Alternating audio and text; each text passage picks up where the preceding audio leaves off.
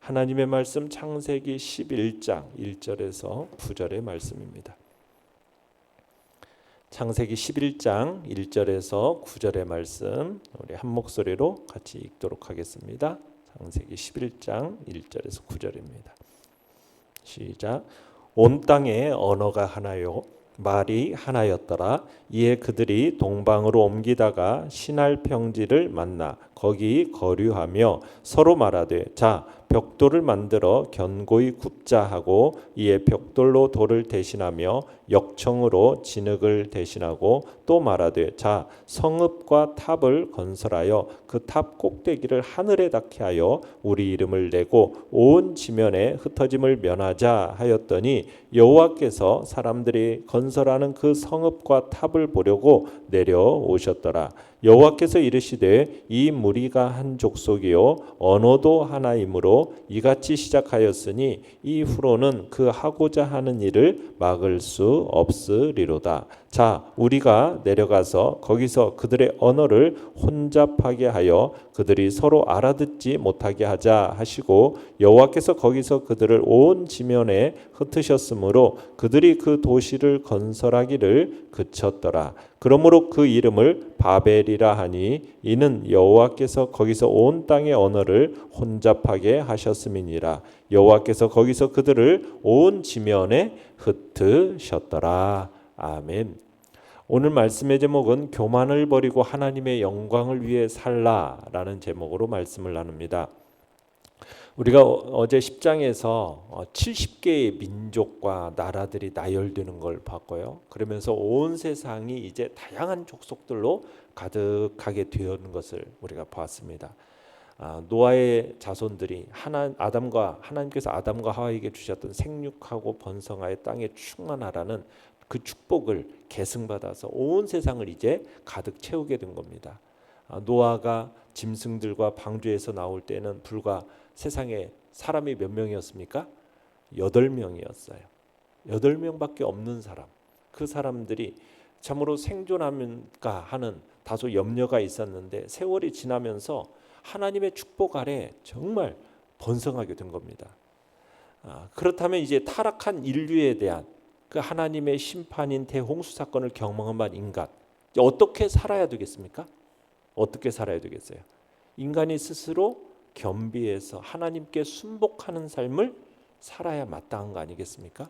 그럼에도 불구하고 인류는 하나님의 축복으로 말미암아 다시금 급속도로 번성하게 되고 또 점차 안정된 생활을 하게 되니까 또다시 어떻게 돼요? 하나님을 거부하게 됩니다.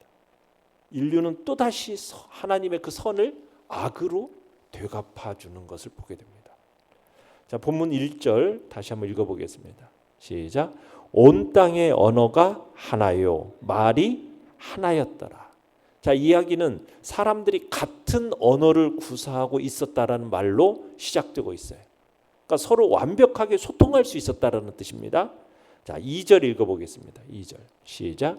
이에 그들이 동방으로 옮기다가 시날 평지를 만나 거기 거류하며 자, 사람들이 시날 땅 들판에 이르러서 그곳에 자리를 잡았습니다.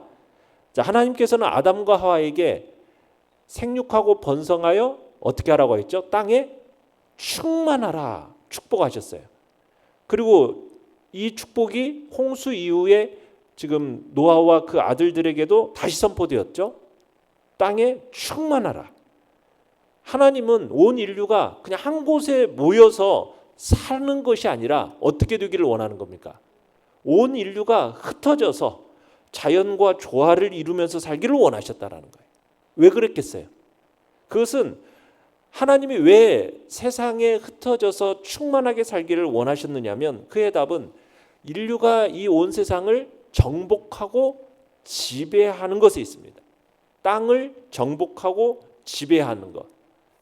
이게 정복하고 지배한다라는 것은 뭘 혹사하고 파괴한다는 뜻이 아니라 청지기로서 지혜롭게 관리한다라는 뜻입니다. 그러니까 자연이라는 것은 인간의 관리와 인간의 보살핌이 필요로 하는 거거든요. 그러니까 하나님께서는 어떻게 하기를 원하시는 거예요? 땅에 사람들이 흩어져 살면서 그 자연을 관리하고 보살피며 살기를 원하셨다라는 겁니다. 자, 그런데 지금 이들이 하고 있는 행위가 뭐예요? 신할 땅에 이르러서 더 이상 이동하지 않고 거기에 자리를 잡아버립니다. 자연과 더불어 살면서 보살피라는 그 하나님의 명령을 거역하는 거죠. 어떻게 보면 하나님의 축복에 반역하는 행위를 지금 하고 있는 것이 바로 여기 그들이 만나서 자기들끼리 똘똘 뭉쳐서 거기서 떠나지 않고 그냥 그 자리에 모여 있는 겁니다. 이것은 하나님에 대한 축복에 대한 반역 행위인 겁니다. 자, 그런데 이제 신할 땅에 정착된 이 사람들의 형성된 이 공동체의 가장 두드러진 특징은 하나된 마음이에요. 말도 하나고 그러니까 하나된 마음이었어요. 그럼 이 하나된 마음을 가지고 어떻게 하면 좋았겠어요? 정말 하나님께 경배드리고 하나님을 찬양하고 하나님의 말씀에 순종하는 삶을 살았으면 얼마나 좋았겠어요. 그런데 그렇게 했을까요? 자, 내용과 문제 1번 보시면은 사람들은 신할 평지에 모여서 뭘 건설합니까? 자, 3절 4절 읽어보겠습니다. 시작. 서로 말하되 자 벽돌을 만들어 견고히 굽자 하고 이에 벽돌로 돌을 대신하여 역청으로 진흙을 대신하고 또 말하되 자 성읍과 탑을 건설하여 그 탑 꼭대기를 하늘에 닿게 하여 우리 이름을 내고 온 지면에 흩어짐을 면하자 하였더니, 자, 신할 땅에 정착한 사람들은 동쪽으로 이주하던 것을 멈추고 서로 의논하고 있죠. 벽돌을 구워 만들고 성과 탑을 쌓자. 꼭대기가 어디에 이르도록 하늘에 닿을 정도로 높은 탑을 우리가 쌓자라고 계획을 세운 겁니다. 자, 여러분, 이것은 당시 사람들의 이 계획, 바벨탑을 쌓기 시작하는 이건 하나님의 뜻과 관계가 있습니까, 없습니까? 하나님의 뜻과 관계없이 이거 오직 인간들의 뜻, 인간들의 의논의 결과로 만들어지고 있는 겁니다. 그러니까 이 바벨탑이라는 것은 하나님의 뜻과 상관없는 인간 중심의 인본주의적인 사고의 부산물이었던 거죠. 자, 하늘이라는 것은 하나님의 거처로 여겨졌어요. 그런데 꼭대기를 하늘에 닿게 하자, 이 말은 무슨 말이에요? 하나님의 그 고유 영역을 침해하자. 뭐 하겠다는 거고. 에덴 동산에서 인간이 저지른 첫 번째 죄가 반복되고 있는 거죠. 하나님 같이 되자.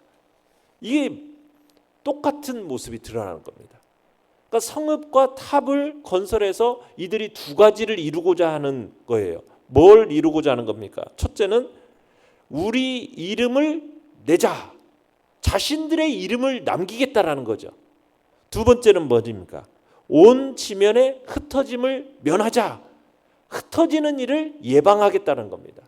그러니까 바벨탑의 건축은 결국 뭐예요? 하나님의 주권과 권위에 도전하는 행위입니다. 그릇된 야망에서 비롯된 어떤 교만과 허영의 소산물인 거죠. 인간의 교만, 인간의 명예욕, 이것에 대해서 하나님의 명령에 대한 불순종, 이것이 어우러져 만들어낸 참으로 추악된 죄악이 바로 지금 인간이 바벨탑을 쌓고자 하는 모습인 겁니다. 지금 사람들은 하나님의 명령과 상관없이 한 곳에 모여서 살기로 결속하고 자신들의 명예, 자신들의 위상을 기념하기 위해서 큰 도시, 큰 탑을 쌓기로 한 겁니다. 이런 인간의 결정과 행동에 대해서 하나님은 어떻게 반응을 하십니까? 오래 기다리지 않으십니다. 자, 5절 6절 읽어보겠습니다. 5절 6절 시작. 여호와께서 사람들이 건설하는 그 성읍과 탑을 보려고 내려오셨더라. 여호와께서 이르시되 이 무리가 한 족속이 언어도 하나이므로 이같이 시작하였으니 이후로는 그 하고자 하는 일을 막을 수 없으리로다. 자, 공사가 끝나기도 전에 그들에게 이제 하나님께서 제재를 가하기로 결정을 하시는 거죠. 하나님께서 염려하신 건 뭐냐면 바벨탑만이 아니었어요. 사람들이 서슴없이 하나님의 말씀을 거역하면서 탑을 만든다면 앞으로 얼마든지 더 나쁜 일을 할 수 있을 거라는 그런 우려가 한 몫을 하면서 하나님께서 어떻게 하십니까? 이대로 둬서는 안 되겠다라는 제재 결정을 하신 겁니다. 특별히 같은 언어를 사용하는 것이 그들의 힘이었고 그들의 결속력의 원천이 되었어요. 그래서 하나님이 어떻게 하십니까? 내용과 문제 2번을 보시면 하나님께서는 성읍과 탑을 건설하는 사람들을 어떻게 하십니까? 7절에서 9절까지 읽어보겠습니다. 시작. 자, 우리가 내려가서 거기서 그들의 언어를 혼잡하게 하여 그들이 서로 알아듣지 못하게 하자 하시고, 여호와께서 거기서 그들을 온 지면에 흩으셨으므로 그들이 그 도시를 건설하기를 그쳤더라. 그러므로 그 이름을 바벨이라 하니 이는 여호와께서 거기서 온 땅의 언어를 혼잡하게 하셨음이니라. 여호와께서 거기서 그들을 온 지면에 흩으셨더라. 자, 하나님께서 해결적으로 본래 하나이던 인류의 언어를 어떻게 만들었어요? 혼잡하게 만들었습니다. 교란시키는 방법을 쓰기로 결정하셨어요. 사람들이 이런 생각을 하게 된 계기를 원칙적으로 이제 원천적으로 제거하시겠다라는 거죠. 그러니까 원래 인류의 언어는 하나였어요. 본래 하나였어요. 하나님께서 정말로 이 인간의 언어는 뭡니까? 하나님의 형상대로 창조된 인간에게 의사소통과 더불어서 하나님을 찬양하도록, 당신을 찬양하도록 하기 위해서 주신 특별한 선물이 바로 이 언어라는 것이거든요. 그런데 이 단일 언어가 바벨탑 사건 이후에 어떻게 돼 버렸어요? 수많은 언어로 다 나눠지게 됩니다. 하나님께서 당신의 명령을 거부하고 불순종의 인류란 이제 어떻게 하세요? 세계에 흩으시기 위해서 언어를 혼잡하게 하신 거죠. 그러니까 결국 오늘날 이렇게 인간의 언어가 이처럼 혼잡하게 된 것은 결국 무엇 때문입니까? 죄에 대한 하나님의 징계의 결과인 거죠. 그래서 하나님께서 사람들을 또 어떻게 하셨어요? 흩어버리셨어요. 그래서 그 이름이 뭐가 되었어요? 바벨이라는 바벨이 되었다라고 얘기를 하고 있습니다. 연구와 묵상 문제 3번을 보시면 하나님께서 성읍과 탑을 건설하지 못하게 언어를 혼잡하게 해서 사람들을 흩으신 이유는 무엇입니까? 왜 그랬겠어요? 하나님의 뜻을 거역하고 자신의 욕망을 채우려는 그 인간이 스스로 신처럼 여기려는 그 교만함과 죄악 때문입니다. 대홍수 이후에 하나님의 뜻은 뭐예요? 생육하고 번성하여 땅에 충만하라는 거였어요. 그 다음에 무지개 언약을 통해서 다시는 내가 홍수로 땅을 멸망시키지 않겠다 약속하셨어요. 그런데 사람들이 땅에 충만하라 이 명령에 어떻게 했어요? 대항했어요. 우리끼리 흩어짐을 면하자.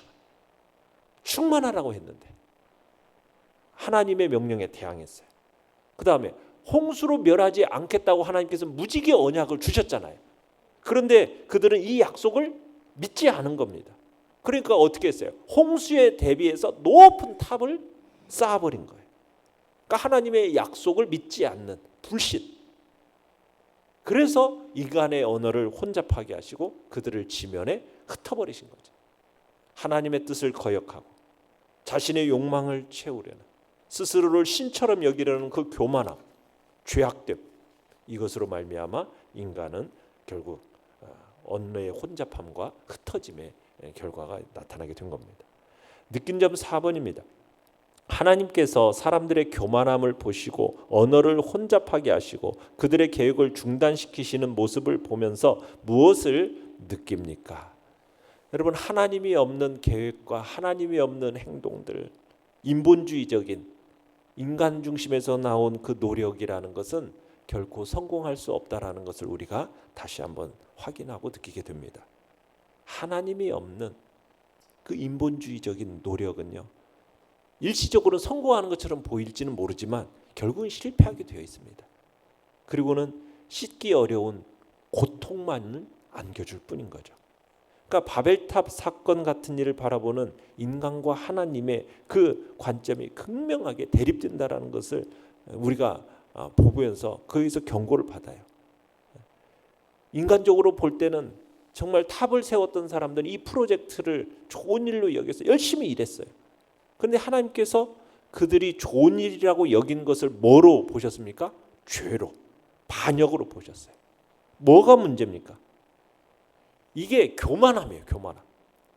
자신의 실력을 과시하는 놀라운 업적. 그건 뭐 놀라운 업적이긴 하겠지만 하나님의 관점에서 볼 때는 하나님을 거역하고 하나님을 배제하는 그런 실력 과시라는 것은 최악의 교만에 불과했던 거죠. 결국 인본주의적으로 바벨탑을 쌓았던 자들의 결국은 무엇입니까? 하나님께서 언어를 혼잡케 하시고 그들의 뜻을 이루지 못하게 하시고 뿔뿔이 흩어버리시고 결국에는 인본주의적인 노력의 결국 실패고 파멸이고 허무함이 되고 만 것입니다. 오늘날 많은 사람들이 하나님을 제거하고 하나님 없는 인본주의적인 생각으로 스스로의 구원을 이루려고 하나님의 이름 대신에 자신의 이름을 높이려고 그런 교만한 생각을 갖고 살아가는 사람들이 참 많은 시대 속을 살고 있습니다. 그렇지만 결국 이러한 무모한 계획들은 다 실패하게 될 것입니다. 결국엔 파멸과 영원한 고통만 당하게 되겠죠. 우리의 마음속에 나중심적인 그런 생각과 행동들은 버리고 오직 하나님만 의지하고 하나님의 영광만 그분의 이름을 전하고자 하는 그런 인본주의적이 아닌 신본주의적인 삶을 살아가겠다는 결단이 우리 안에 있어야 하겠습니다. 결단과 적용 5번입니다. 하나님을 위하기보다 내 노력과 계획으로 바벨탑을 쌓으려 했던 적은 언제입니까? 내 영광을 위한 바벨탑을 쌓는 대신 하나님께 영광 돌리기 위해 오늘 무엇을 실천하겠습니까? 오늘 하루도 모든 삶에 있어서 모든 일에 있어서 하나님을 개입시키는 일을 하겠다 결단하시기 바랍니다. 하나님을 가까이 하고 내가 하나님의 도우심으로 살아간다라는 사실을 끊임없이 결심하면서 하나님의 도우심을 구하고 하나님의 은혜를 구하고 나의 오만함과 불순종이 아닌 정말 하나님의 은혜밖에는 구할 게 없다라는 그런 자세를 가지고 하나님만을 의지하고 믿음으로 살겠다라는 결단이 오늘 우리에게 있기를 간절히 바랍니다. 그래서 하나님의 뜻을 주의 뜻이 무엇일까 묻고 그의 뜻에 순종하면서 내 이름이 아니라 하나님의 이름 주의 영광을 드러내는 복된 자리에 내가 서겠다 결단하며 나아가시길 바랍니다. 오늘의 기도 같이 읽겠습니다. 시작. 하나님의 선하신 뜻에 순종하며 그분의 영광을 세상에 드러내는 삶을 살게 하소서. 아멘.